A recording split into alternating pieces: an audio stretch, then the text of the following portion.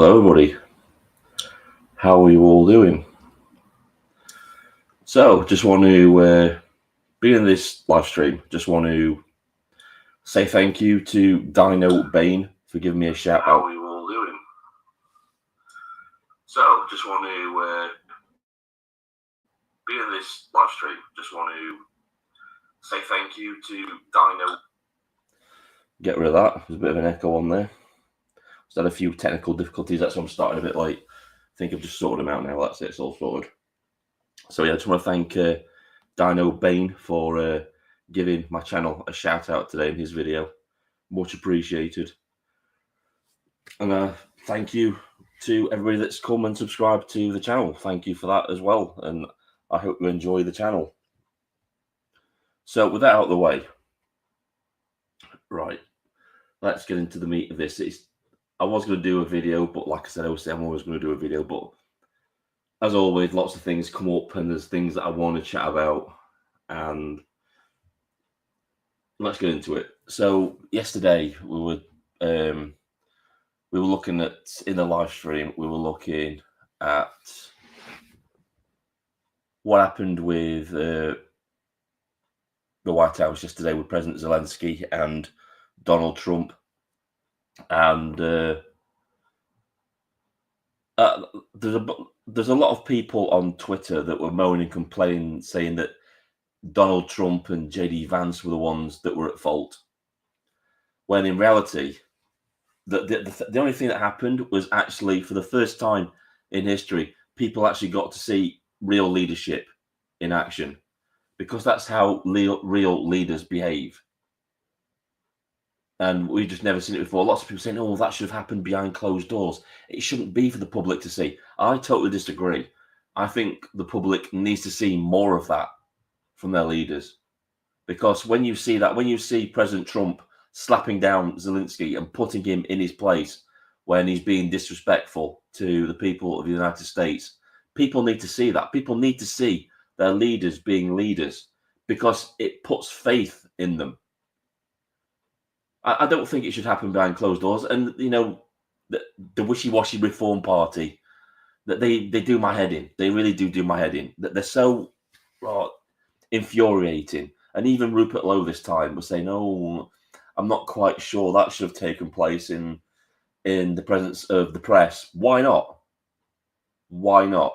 What is wrong with showing people that you're a strong leader and that you're going to stand up for them and that you're going to defend the country, whether it's verbally or whether it's with the armed forces or whatever? Hell, we televise the House of Parliament. We see all the little quips, all the little things going on in the House of Parliament. So what's the difference between the Houses of Parliament being televised and us seeing the back and forth in there than seeing what happened yesterday in the White House between Zelensky and President Trump? I don't get it. I really don't. I don't understand the mentality behind it. That was the first time that people have seen real leadership. That's what real leadership looks like. When a leader of another country disrespectfully, because a lot of people were saying, oh, it was disrespectful of Donald Trump to do that. Donald Trump wasn't one being disrespectful. Zelensky was. He made a passive-aggressive threat towards America, and Donald Trump just slapped him down.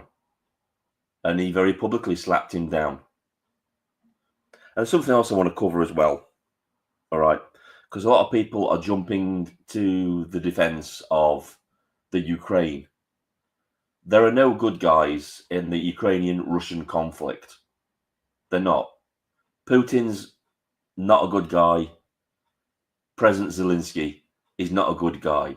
Before the Ukraine-Russian conflict, our news media was reporting about how corrupt the Ukraine government regime actually was, how it is the most corrupt country in Europe. And as soon as the Russia-Ukraine conflict broke out, everybody jumped to the side of Ukraine. We all know that Putin's a dictator. in his country. He's not a good guy, but neither is the Ukraine. All right, there are no, like I keep saying, there are no good guys in this conflict at all. You know, we've got President Zelensky. He's literally got Nazi militia running around on the front lines of the country. We saw what his militia were doing when they were going around the towns, and they were tying people to lampposts with any connection to Russia, and they were abusing them. We saw the videos of that. So the Ukraine are not the good guys. Russia are not the good guys. And President Trump was right in saying, it says, I'm not on anybody's side. I'm on the side of America. That's whose side I'm on. Especially when America is giving billions of dollars in taxpayer money, that's Americans' money, to Ukraine. He said, it's my job to be on the side of the American people. And he's right. Zelensky should be grateful for all that America has done in this situation. Zelensky should be grateful for everything that we've all done for him, the millions, billions of pounds of taxpayer money that's gone to his country to aid him in his war against Russia. But he isn't. He's a little prick. He's a jumped up little prick dictator, like I said yesterday in a live stream. He is a dictator. He's cancelled elections. He's clamped down on free speech in his country. He's banned TV stations. He's merged all the private TV stations into one TV station so that he can control the flow of information. He's conscripted people forcibly into his army with hardly any training, with no training sometimes, and just taken them straight to the front line as cannon fodder. What was it? I saw the news reports where life expectancy on the front line of the Ukraine war from the Ukrainian side was 4 hours. That's how bad it was at the front line. We don't really know how many people have actually been killed in this war yet. Millions on either side at this point. Shocking. Right. I've done the live stream really early. Let's talk a bit about this guy. So I didn't really talk much about this guy. This was the guy from the video, the guy that tried to intimidate me at that protest. Well, it was the May Day parade where the unions get together. They parade through the town, and this was the guy who tried to come across and intimidate me. Now, there's a bit of a backstory. This is all allegedly, but I've got a sneaking suspicion. I've heard on the grapevine that that these people, they've obviously found out this guy knows a lot about me. They all do. Stand Up to Racism in Chesterfield. And allegedly, they've been spreading the word, and I've been blacklisted in certain jobs because of these people. I work as a security officer, and my last position that I had, it was rather abrupt the way I was actually finished there. I was actually given the boot. I was sacked, literally for no reason, for technicality. I'm not going to go into too much details about that because I don't want to give too much information away about certain things, because I'm still investigating what actually happened and why it happened. But yeah, I've heard on the grapevine that these people were involved in some way. You know, like what the lefties do. They try to cancel you. They try to destroy your life. They can't debate you. They can't go up against your views or anything like that. So they have to try and destroy your life. And this is basically what they've been doing. Yes, Cockmeister, this is live. You're live right now. Just been thanking everybody for coming and checking out the channel. Got lots of new subscribers. I got a shout out from Dino Bane. So if you're not already subscribed to that guy, go and subscribe to him. He's a great guy. He's a lot like me in what he says. But yeah, back to this guy. So yeah. Let's have a look. During the 2014 Mediterranean Revolution, there was a woman standing with signs that said, "We are not prostitutes." Before 2022, the main export from Ukraine was underage girls for the brothels of Hamburg. Exactly. Nobody's saying that Russia is an awesome country. It isn't. But when we look back at whose actual fault it was for the start of this conflict, we have to point fingers at Ukraine. I said this in yesterday's live stream. Zelensky was a puppet that was... We'll get rid of this guy, so we're going back to the Russian thing. Zelensky was a puppet. He was put in power. In 2014, there was a coup, and the then president was removed. Zelensky was installed, and I think it was within weeks he was going after the Russian-speaking Ukrainians, artillery strikes on them, genociding his own people. These were Russian-speaking Ukrainians who culturally believed themselves to be Russian, and that there was a big divide in the country between Ukrainians and the Russian-speaking Ukrainians who basically wanted to be a part of Russia. And to poke the Russian bear, Zelensky started artillery shelling them. And there was an agreement, the Minsk agreement, that basically guaranteed these people their safety. And this was an agreement that I think Putin and, the other leader agreed to. Zelensky broke it. He started poking the bear, trying to get Russia involved. That's the whole purpose of all that situation, was to get Russia involved and to start a conflict. And it worked, because eventually, after several warnings from Russia to stop what they were doing, this is when Putin ordered his special military operation to go and help those Russian-speaking Ukrainians. And this is where we are today. And people keep saying Russia's the aggressor, it invaded, but they conveniently forget the fact that it was Zelensky that started shelling. And I think he killed over 20,000 of his own people, genocided 20,000 people in the Donbass region with artillery. But that's conveniently forgotten, because the narrative is Russians the aggressor. Look, they invaded. So Zelensky kicked everything off, provoking the Russians.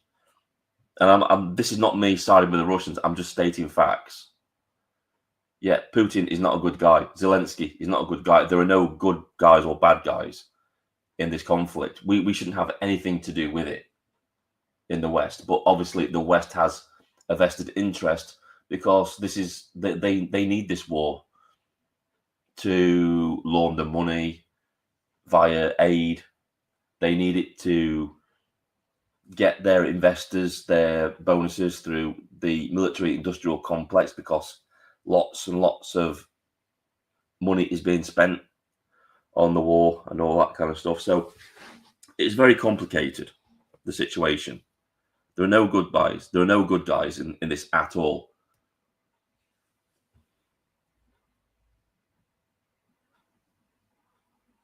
So look at some of the comments.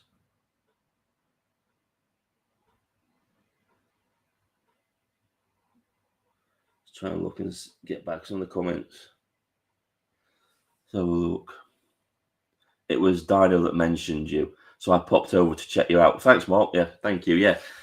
Like I said, Dino Bain is... he gave me a bit of a shout out.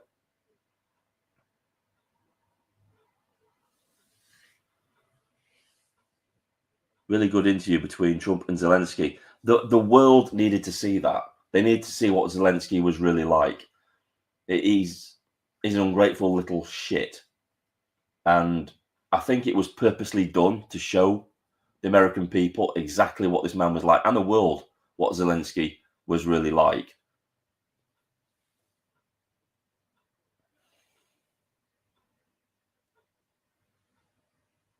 It is tough on the poor people who live in both Ukraine and Donbass, Donetsk. Yeah, exactly. But this was all done purposely. It was done purposely to provoke Russia into action. Anybody with an ounce of intelligence can see this is why they did it. They wanted to start a conflict with Russia for whatever reason. They're insane. Well, I'm figuring that Zelensky is just one huge establishment globalist tool. I mean, why doesn't he want a ceasefire? It's mental.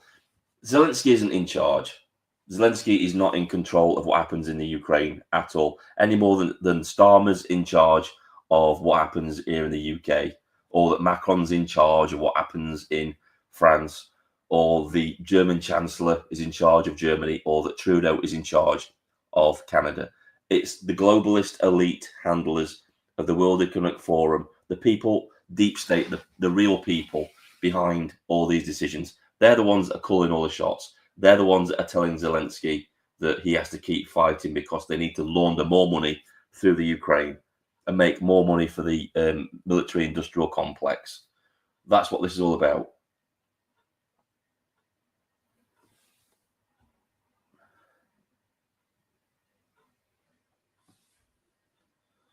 That interview was for the cameras. It was fake. Off camera, it is a different story. Trump loves the military-industrial complex. He droned more than Obama and Bush Jr. I don't know about that, so I can't comment on that. I saw an interview that Forbes did with Trump after the confrontation. Apparently, Zelensky wanted to go back to the White House, and Trump said no, he was on his way to Florida. I think Keir Starmer actually rang up as well, trying to get Zelensky back into the White House. And I think he was told that no, tempers needed to cool.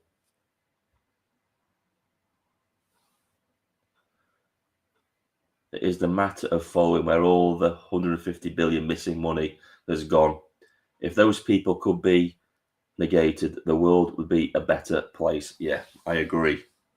And we all know where that money's gone. It went into Ukraine and it came back through various contracts and backhanders, and it was all laundered back to the Democratic Party, and maybe even some of the Republicans as well who were involved in all of this. And that's where that money went. It's just a big laundering. That's where do you think? Why do you think these people, when they're coming out of office, when they've served, they're coming out with bigger profiles, monetary-wise, than when they went into politics? It's because they're getting backhanders. All this money is being fed back through to them.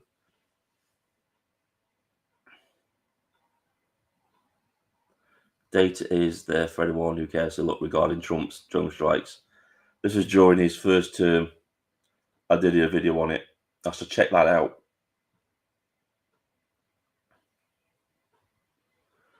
Zelensky's body language was awful. No way was that press interview fake. So a bit of a contestant there.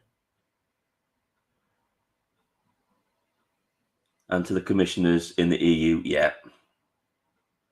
They've all got a vested interest in this. They're all getting backhanders and they're getting paid for doing this sort of stuff. Yeah, I saw that one. And then we've got Keir Starmer when he was in the Oval Office. He may as well have been doing that. And I like what somebody said on Twitter. I think it was actually somebody on in my comment section. They said that this is what happens when it was actually Dino. It was Dino Bain in his video today where he gave me a shout out. He said that this is what happens when a weak man meets a strong man. When Keir Starmer went into the Oval Office and met President Trump, he was like Keir Starmer was like Donald Trump's little bitch, basically, wasn't he? He was like acknowledging it was like an alpha acknowledging a beta acknowledging an alpha male in a wolf pack, wasn't it? Really, the body language and everything. Starmer's whole body language was submissive towards Trump because he recognised the strength. in that.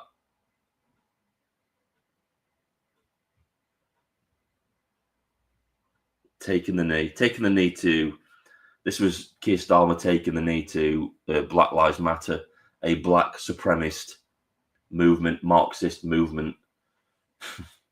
And now he's the Prime Minister of this country. It's unbelievable. Indeed, Cockmeister. What legacy shows you on camera is definitely 100% fake or propaganda at all. Apparently, the king is meeting Zelensky tomorrow. Is he being used as a political figure? Oh, God. King Charles is more political than ever. He is. He always has been. This is another thing as well. I did a video about this when people were saying, why isn't the king stepping in regarding Keir Starmer? Why isn't he coming out to protect the people from Starmer's authoritarianism? He doesn't care. You really think Prince Charles cares about the ordinary people of this country? He doesn't give a toss about us at all. He don't care because he's as bad as they are. He's World Economic Forum through and through, the king. He's a proper globalist puppet. There's no way that guy is coming to our aid anytime soon at all. Right. Once again, I've said all that I've got to say. I'm not going to keep talking for ages. Let's have a look. More comments coming through. The king isn't just a king of Britain. He's the king of the World Economic Forum. To be honest with you, when he's at the World Economic Forum, he's just another person that's a part of it. He hasn't got any more power, really. They don't see him as a king in the World Economic Forum. He's just another one of their stooges.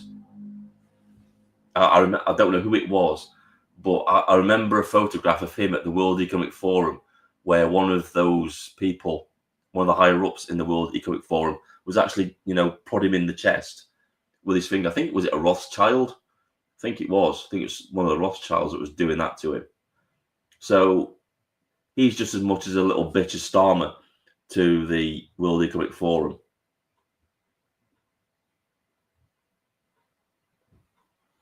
Taking the knee.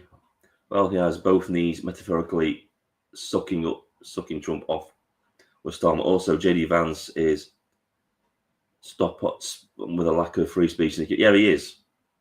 Absolutely. The World Economic Forum, just like the Mosaic Lodge, yeah. Keir Starmer said that the king should remain neutral on political issues when he came into power. Yeah, but he's not going to be, is he? Because Starmer's just going to say that. Starmer doesn't care about what the king says because the king is on Starmer's side. Right. I'm going to end it there, guys. I've said what I've got to say. And as my granddad used to say, if you've got nothing to say, don't say anything at all. And that's exactly what I'm going to do now. I'm just going to keep waffling on about stuff. I've said what I've got to say. And thank you for all coming and watching the live stream. I don't like these things to go on much past an hour anyway, because people just don't like the long live streams.